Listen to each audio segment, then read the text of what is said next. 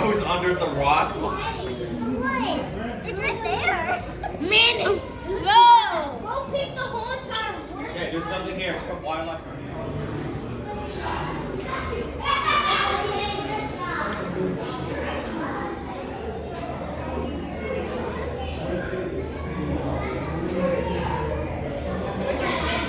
King Cobra, is he in there?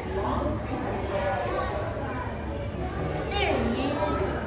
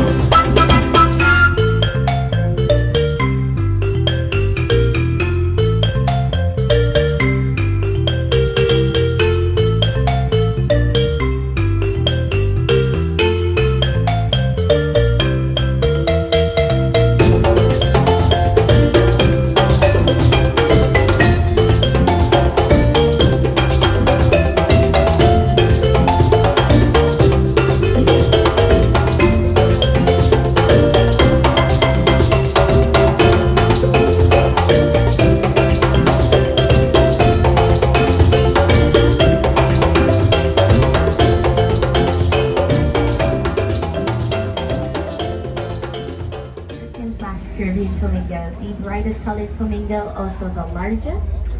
To the left of those flamingos is Monkey Trail, where you can spot some swinging orangutans, mighty gorillas, maybe a couple other monkeys monkeying around. Or on the left-hand side, past the exit sign, Capture Wildlife Beach Tip is Komodo Kingdom and the Reptile House, where you can visit our axolotl, raccoon, and Komodo dragon. But this is the fun part of our tour. You can put your hands up in the air and go. We are indeed one of the world's largest botanical gardens and may get close to some of our plants.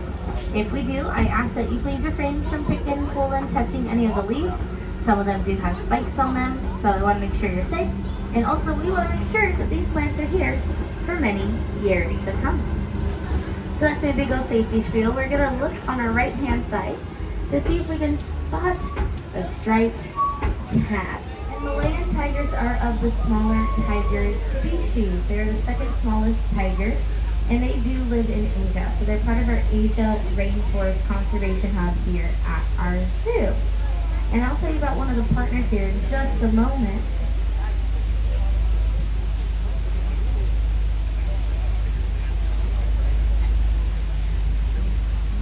So one of the partners that we work with is Kilauea National Park in Indonesia, Sumatra. And what they do over there is track tigers on the prowl. So they see where they're migrating to protect the area, and then they bring information to zoos like ours. So we want to make sure that our tigers imitate the same habits. Let's see if we can spot any of our hippos. We have 3 girls that live here with us. Mama Funani, her daughter Ashmale, and Guadalupe. Now, they tend to be nocturnal animals. They tend to be up at night. But we're still going to take a quick look, see if any of our girls are visible. I think maybe, my friends down below, you might see them underneath the underwater viewing area there. I think I saw one of our girls just pass on by.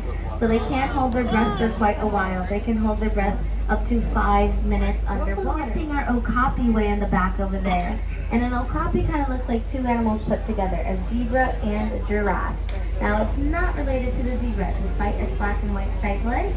It is the only animal related to the giraffe. So it has a nice long neck like a giraffe, nice long legs, has a nice long gray tongue, and the oxycode. And the reason they have the black and white striped legs, those are called follow me stripes. It's for the little ones, those babies. And we did have a baby okapi recently here at our zoo. She's about 8 months old. We're very happy to have her. She's the first ever baby okapi born here at our zoo. So easy to spot mom and dad with those black and white stripes in the rainforest area that they are native to. But that was part of the SSP program, Species Survival Plan, where we put 2 animals together to raise up their population, because those okapis are the critically endangered species list. So happy we had a little one, only hoping for more later to come. But now as we're moving down our hill, we're going to spot some wonderful plant life. And on the right-hand side is specific grass, some bamboo. So bamboo, if you didn't know, is a grass. It's actually the tallest in its species. Certain varieties can even grow 3 feet a day, get as tall as 80 to 100 feet. So very tall grass.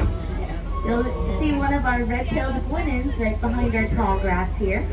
And those red-tailed guenons, so they have a nice red tail, a little bit of a white face, and that dark brown fur. They share the habitat with the Allen swamp monkey, so they're a little bit more of a dustier brown and gray monkey. But those 2 monkeys do tend to live with one another out in nature. They're after the same food against the same predators, so having larger numbers helps them out. You can see our gerenuk here. I definitely see him. So you'll see his nice long neck. Gerenuk actually translates to long neck like giraffe. And just like a giraffe will use the long neck to eat the leaves way up in the trees, he can even stand on his hind legs if he so pleases, has a unique hip bone that allows him to do so. And then you'll see what looks like more pigs coming up here at the top. But those are Tucoan peris. And they got some long fur on them that helps them to eat things like cactuses. So they can roll around cactuses, pick the spikes up, and are able to eat them.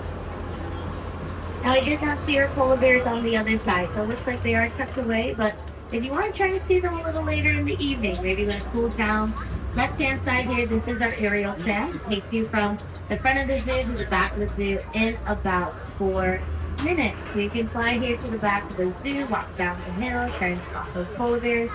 The other entrance of the aerial tram, main wolves and mountain lions, they are called crepuscular animals. And that means they tend to be most active at the very beginning of the day and end of the day. So a lot of cat naps in the middle of the day. So you may see the maned wolf back there. And it's actually not a wolf despite its name, nor is it related to the fox despite it having orange fur. It is in its own completely separate genus, so it's unique to itself. And if you happen to smell a skunk smell walking around here, well, it's not a rogue skunk, the bus or your neighbor that you are smelling. It is our maned wolf that lives there.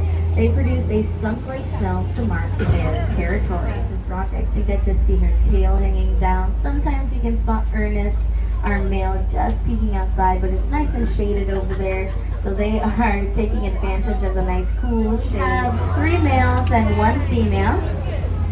These are 2 of our males. This is Moosey and Nepo.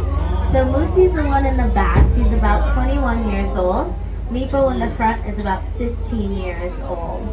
And you're going to see that they have some dirt on them. Well, that's very natural for them to throw on their backs. It's like a form of sunscreen. So they'll grab the dirt from their trunks and throw it on their back to help them cool down. You'll also notice those nice big ears. So big ears, long tusks. That is how you can tell these are African elephants instead of Asian elephants. So African elephants have those nice big ears and long tusks. They'll flap those ears to help them cool down. And not only on the outside, they have thousands of blood vessels in their ears to help regulate their body temperature on the inside. So here at our zoo, we say our elephants have a great form of ear conditioning. Don't worry, there's more. And then also, throughout their habitat, they're going to try and find some yummy food. So we call them enrichment activities. So you're going to see these big spheres, these cylinders, these logs. These are all activities to get them moving and thinking as they would out in nature. So they're kind of like big puzzles, enrichment activities. And they eat a lot of different foods. So they eat hay, they eat tree branches, different fruits and veggies. Each elephant per day can consume about 300 pounds of plant life. Now what comes in must come out. That means they go poo 300 pounds a day. I know that's a lot of poo, right? But it's really great for their environment because since they're eating plant life, they're seed dispersers. So they help with planting new plants, composting, fertilization. So really, really great for their environment. And we do something a little unique here with their poo at our zoo. We clean it up and recycle it into paper. And you can go grab some elephant poo paper at our gift shop today. So that is one of the ways we reduce, reuse, recycle here at our zoo. I of course encourage you to do the same at home, maybe in another way. Recycling water bottles, cardboard boxes is a small way to be an ally for wildlife at home. What we're passing on the right hand side is the care center. So it's our elephants, doctors, dentists, even nail salons, all in one. Because imagine you are thousands of pounds walking on your feet all day, can get quite tiring. So we take sure to take very special care of our elephant's feet. We'll give them pedicures every once in a while. Now Shaba here, she is the eldest of our elephants. She is 45 years old, and she is also technically our matriarch. So elephants live in a matriarchy, and since she is our only female, she is technically our matriarch. She never truly got into the role, but we like to say she is. And throughout the habitat too, I was mentioning those piles of dirt. So a lot of times we'll hide the food for them under the dirt as well. So it looks like she's gonna go look in that dirt. She may have been thrown on her back, as I was mentioning earlier as well. So we have 2 dromedary camels that live here, 2 girls, and these are one-humped camels. They're the majority of the camel population by 95%. And it's actually a myth that they store water in their humps. It is indeed fact that they store in the humps. But I can see where the myth came from. Camels can drink about 32 gallons of water each day. So they can drink a lot of water. Hopefully you all are drinking a lot of water today. California condors are indeed the largest land bird to North America. They can have up to a 10-foot wide wingspan. So there you go, living those wings for us. And we just got one of the males, and they can be a little territorial when they're first meeting one another. So, but 10-foot wide wingspan. And California condors, they are indeed vultures, scavengers. That means they can eat things like dead animals. And I know it might seem icky, but they are the garbage keepers of the animal kingdom and help keep our world clean. Now, at one point when they're eating all that icky dead animals for us, a lot of them were hunted down by lead bullets and unfortunately affected by lead poisoning. In the 80s, there was only 22 California condors left. That is less amount of people than on the lower level of my bus. So we decided to partner up with Los Angeles Zoo Fish and Wildlife. We gathered up those 22 and have since then raised their population to over 600. So quite an amazing feat for us here at the zoo. Only hoping to keep on raising up their population and do the same with animals across the globe, right? Our meerkats. Now, meerkats are typically burrowing animals, which means they're going to be on the ground creating little tunnels for themselves and the rest of the meerkat mob. But look at our friend up top. He is our scouter. So he's looking around to make sure there's no predators nearby. Now, there's no predators for them here at our zoo, but just in their nature to look on out for them. And he's called the Watchman, the Scouter, so they even produce a song called the Watchman Song, and it lets the rest of the meerkat mob know whether it's safe to come out or to stay burrowed inside. So we are one of the world's largest botanical gardens here at our zoo, and we do grow a lot of our plant life in order to feed back to our animals.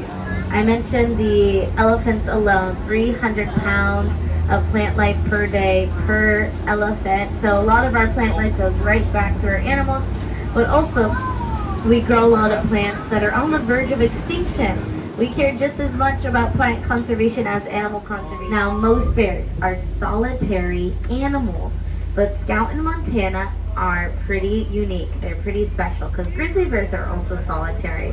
But Scout in Montana were rescued from Yellowstone National Park.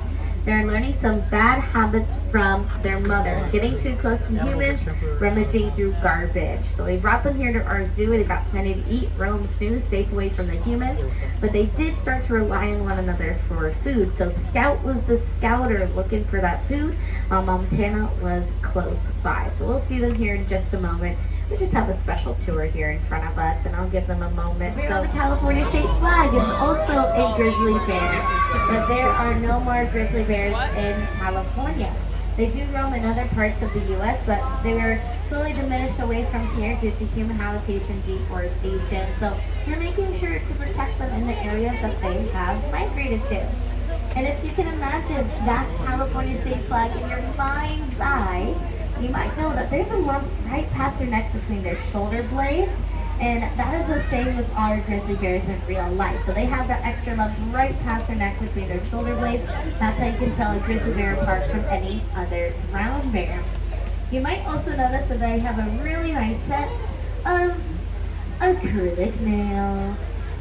No, I'm kidding, right? I'm talking about their claws. Great for digging, fishing, hunting. So we want to make sure they utilize those claws just as they would out in nature. So we don't always hand them their food. A lot of times we will bury their food. And that's not just a bear pun. They'll bury their food so they can sniff and dig as they would out in nature. Sometimes we'll even put it in the water inside what looks like a big soccer ball. So another enrichment activity. And I'm going to scoot up a little bit more here for y'all. But grizzly bears, I was mentioning that way how you can tell them apart. Now, I recommend to do so when you're out in nature, maybe if you're camping, to do so at a protected space. So give them that space because we want to make sure that they're given their space and their natural habitat. Don't want to get too close to them, right? So always something to do that when you keep in mind if you're out maybe camping or getting close to wildlife, because they encourage you to go out and see wildlife. It really brings you back into nature and caring more for wildlife as well. So definitely recommend some of the famous spots here in California. Of course, our Yosemite National Park. You can go visit the redwoods. I visited Yosemite not that long ago and was able to spot a couple of really cool wildlife up there. So I highly recommend if you're visiting California.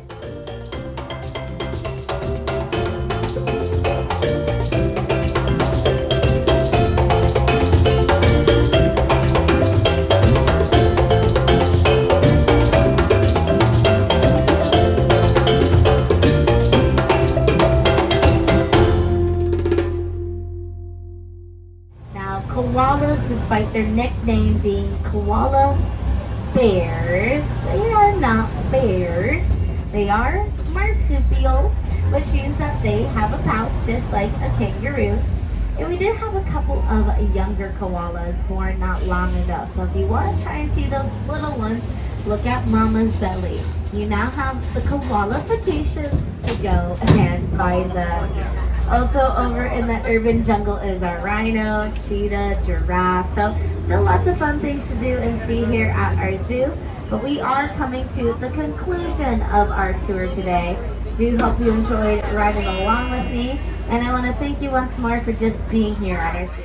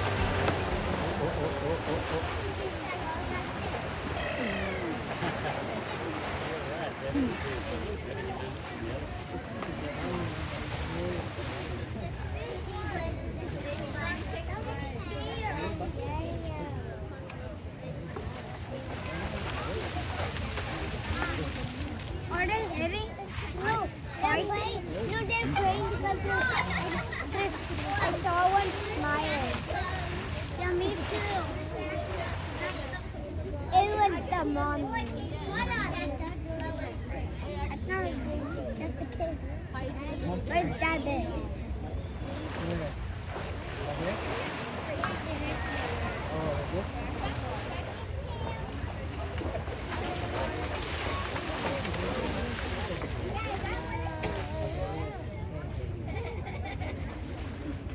Where is the second cage?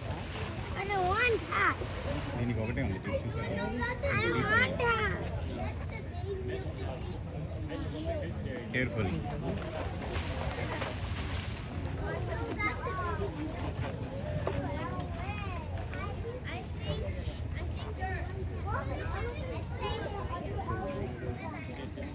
Can we go to fire? Can we go to zip line? I'm gonna try this. Wait. It's fine.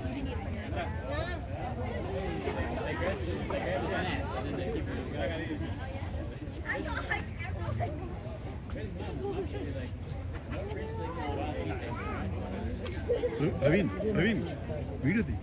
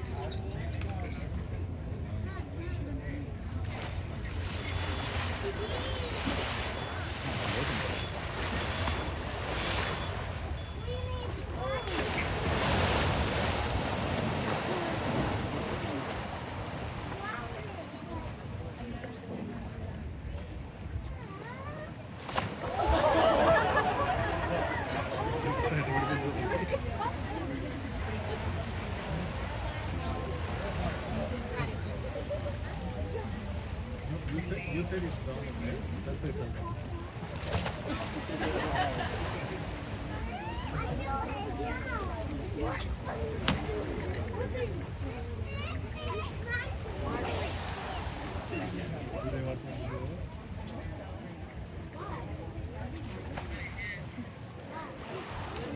No, I think that's a water kid. No, I think that's a water kid. No, I think that's a water kid. And then the other one, that was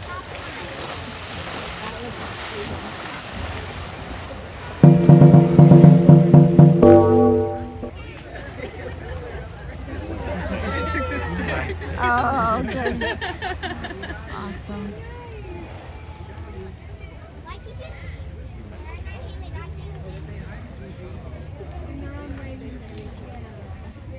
Maybe they have sisters broke the stick. What a mean brother. Let's play the house.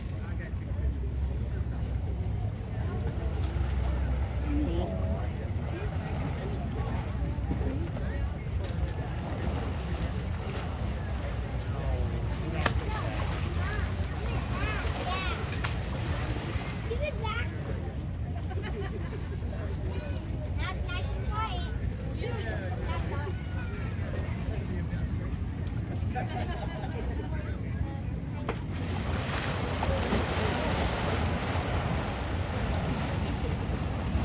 That's the dad.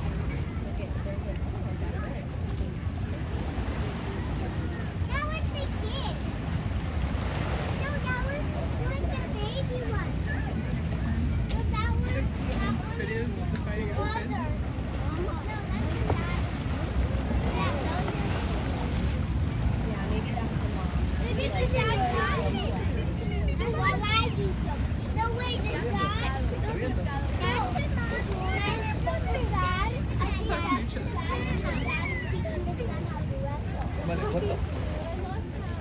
Yeah. Maybe the mother. That's what?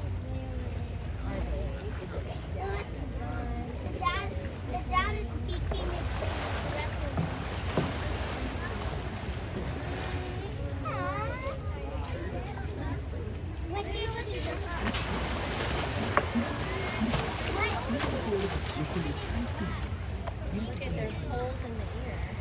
Bye.